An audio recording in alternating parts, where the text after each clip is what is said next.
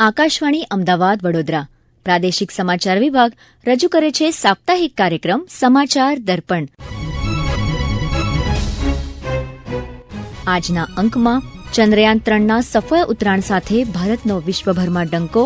ચંદ્રના દક્ષિણ ધ્રુવ પર પહોંચનાર ભારત વિશ્વનો સૌપ્રથમ દેશ બન્યો. પ્રધાનમંત્રી નરેન્દ્ર મોદીએ ભારતની આ સિદ્ધિને નવા ભારતનો શંખનાદ ગણાવ્યો.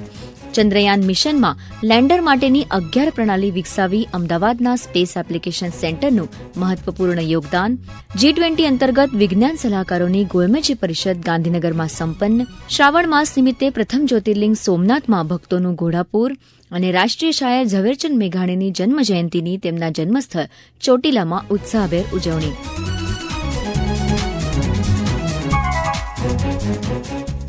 બાળકથાઓ હોય કે ફિલ્મી દુનિયા કે સંગીત, ચંદામામા ભારતીયો માટે હંમેશા ખાસ રહ્યા છે. કવિઓ દ્વારા તેમનું અલગ અલગ પ્રકારે વર્ણન કરવામાં આવ્યું છે.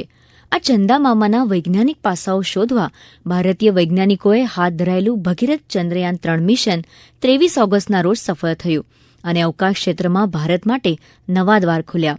વિક્રમ લેન્ડર અને પ્રજ્ઞા રોવરનો પ્રવાસ શરૂ થયો.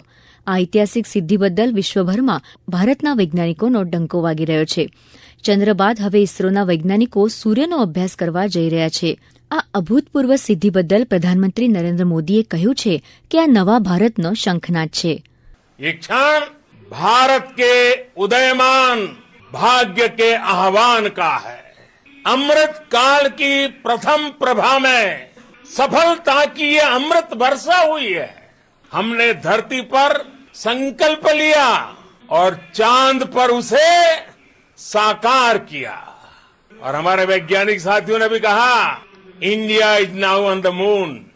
आज हम अंतरिक्ष में नए भारत की नई उड़ान के साक्षी बने. उत्साह, उमंग, आनंद और भावुकता से भरे इस अद्भुत पल के लिए मैं 140 करोड़ देशवासियों को भी कोटि कोटि बधाइयां देता हूं. जिस स्थान पर चंद्रयान 3 का मून लैंडर उतरा है, अब उस पॉइंट को शिव शक्ति के नाम से जाना जाएगा. शिव में मानवता के कल्याण का संकल्प समाहित है और शक्ति से हमें उन संकल्पों को पूरा करने का सामर्थ्य मिलता है. चंद्रमा का शिव शक्ति पॉइंट हिमालय से कन्याकुमारी से जुड़े होने का बोध कराता है.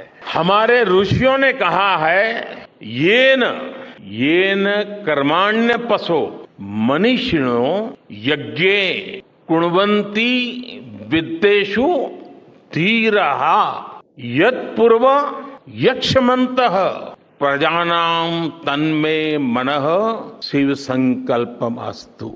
अर्थात जिस मन से हम कर्तव्य कर्म करते हैं, विचार और विज्ञान को गति देते हैं और जो सबके भीतर मौजूद है, वो मन शुभ और कल्याणकारी संकल्पों से जुड़े.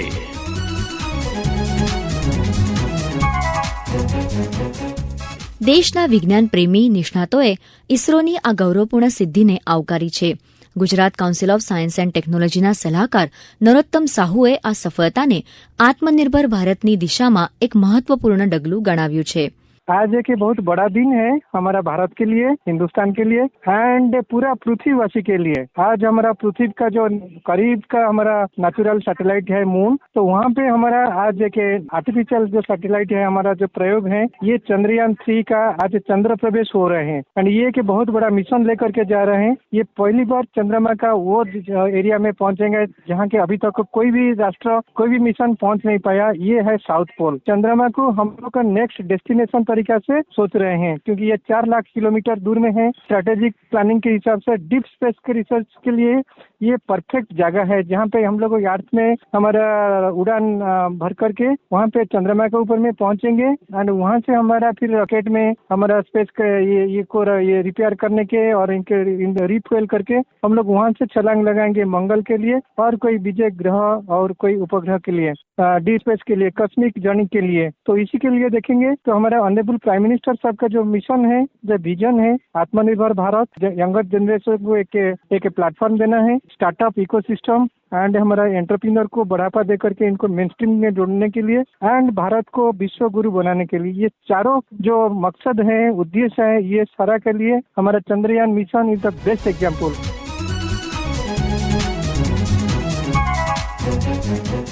જાણીતા વિજ્ઞાન નિષ્ણાત ધનંજય રાવલે આ અંગે પ્રતિભાવ આપતા આ મુજબ જણાવ્યું. ચંદ્રયાન 3ના સફળ થયા બાદ ભારત માટે અનેક ક્ષિતિજો ખુલી જશે. સાદી ભાષામાં વાત કરવી હોય તો આપણે એવું કહી શકીએ કે સ્પેસ ટુરિઝમની વાત ચાલે છે, આપણે સ્પેસમાં ફરવા જવાની વાત ચાલે છે. આવા અનેક નવા જેને કહેવાય કે વ્યવસાયના દ્વાર ખુલી જશે. એટલું જ નહીં, પણ જે લોકો આપણે કહીએ કે સિટીથી ખૂબ જ દૂર જે લોકો વસે છે એ લોકોને એવો પણ વિચાર આવશે કે અહીંયા આપણે ખેતી કરીએ છીએ તો ચંદ્ર ઉપર ખેતી કરવી હોય તો કઈ રીતે કરી શકાય. ચંદ્રયાન 3ની સફળતાથી હું, મારો દેશ અને આખું વિશ્વ ખૂબ જ ઉત્સાહિત થયું છે અને આ સફળતા કહી શકાય કે આપણા દેશના સમગ્ર વૈજ્ઞાનિકોની દિવસ રાતની મહેનત, દિવસ રાત જોયા વગર એ લોકોએ જે મહેનત કરી છે, એની પાછળ જે કલ્પના કરી છે, જેનાથી સમગ્ર દેશ, દુનિયા અને આપણે સમગ્ર ખુશ છીએ.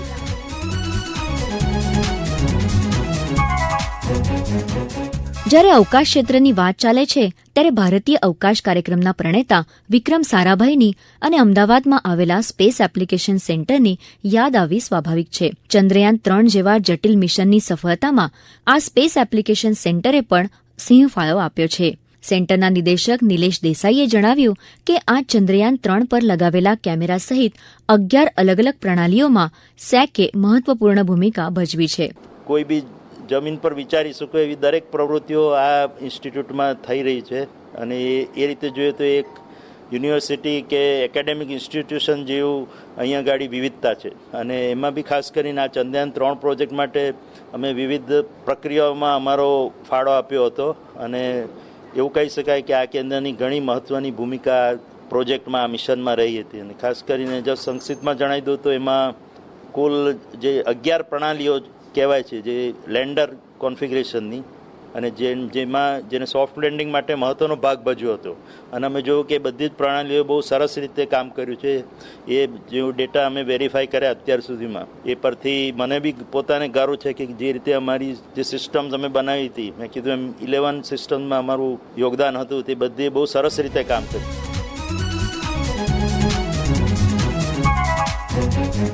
વિજ્ઞાન ટેકનોલોજી ક્ષેત્રે ભારત આજે આગેવાની લઈ રહ્યો છે ત્યારે વૈશ્વિક મહામારી જેવા પડકારોને સરળતાથી પહોંચી વળવા અને વૈજ્ઞાનિક જ્ઞાનને બધા સુધી લઈ જવા માટે ભારતની G20 આગેવાનીમાં સૌપ્રથમવાર G20 દેશોના વિજ્ઞાન સલાહકારોની બેઠક ગાંધીનગરમાં સંપન્ન થઈ. આ બેઠકના મુખ્ય પરિણામો અંગે વાત કરતા ભારત સરકારના મુખ્ય વૈજ્ઞાનિક સલાહકાર અજયકુમાર સૂદે આ મુજબ માહિતી આપી. वन हेल्थ का मतलब है कि आप ह्यूमन हेल्थ, एनिमल हेल्थ और आपकी जो वाइल्ड लाइफ है और एनवायरनमेंट है, आप सबको मिला के प्रोग्राम बनाइए क्योंकि आजकल जो बीमारियां हैं वो एक दूसरे से बिल्कुल आती जाती रहती हैं. आपको पता है जैसे कोविड का हुआ, एक डिफरेंट सेक्टर से आती हैं.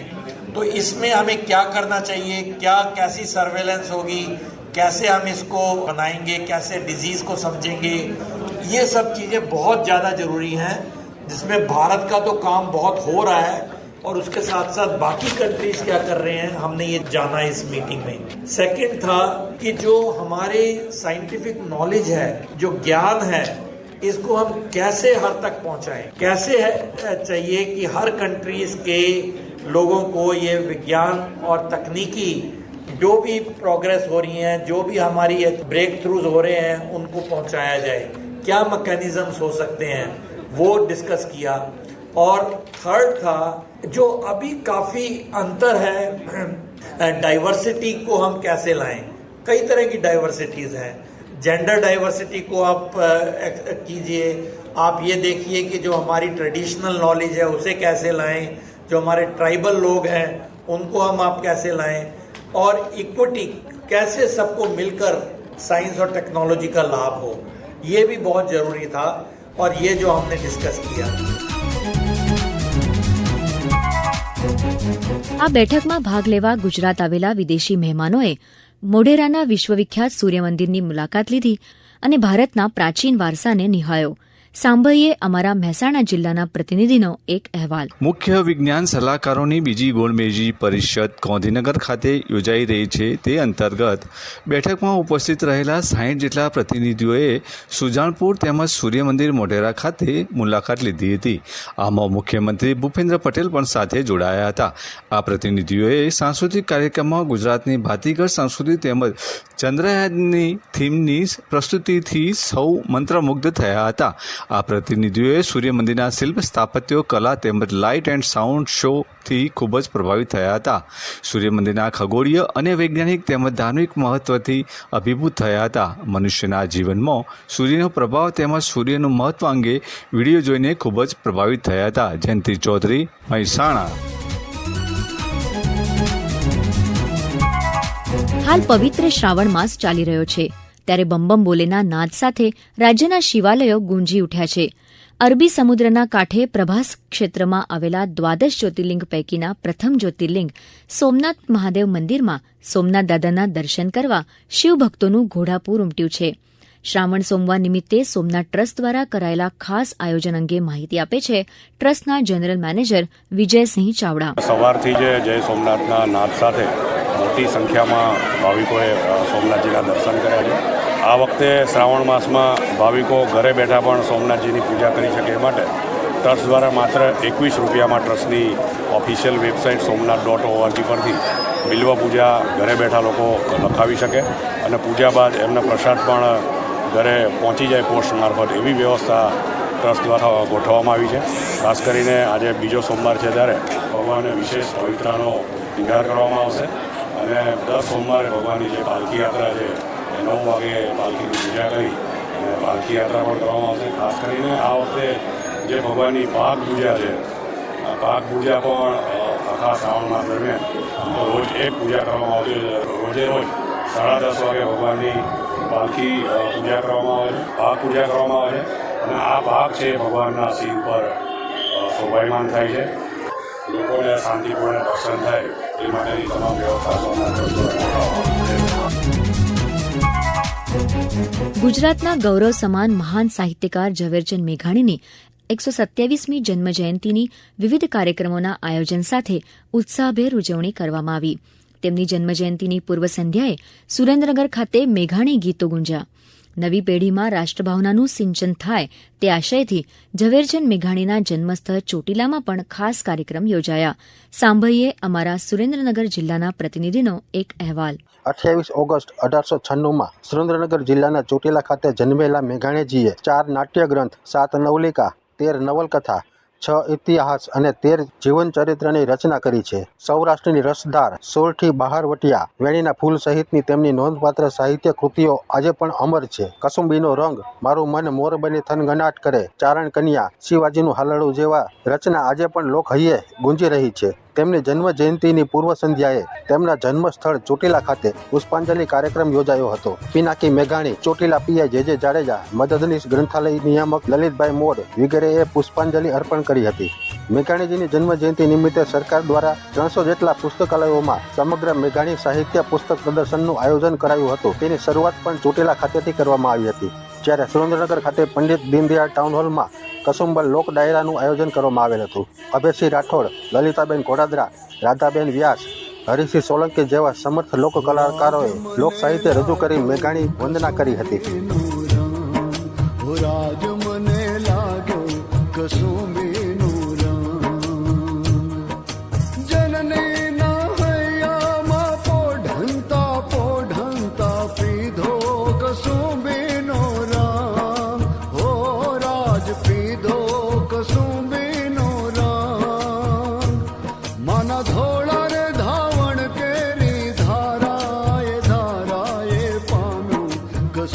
આ સાથે સમાચાર દર્પણનો આજનો અંક સમાપ્ત થયો.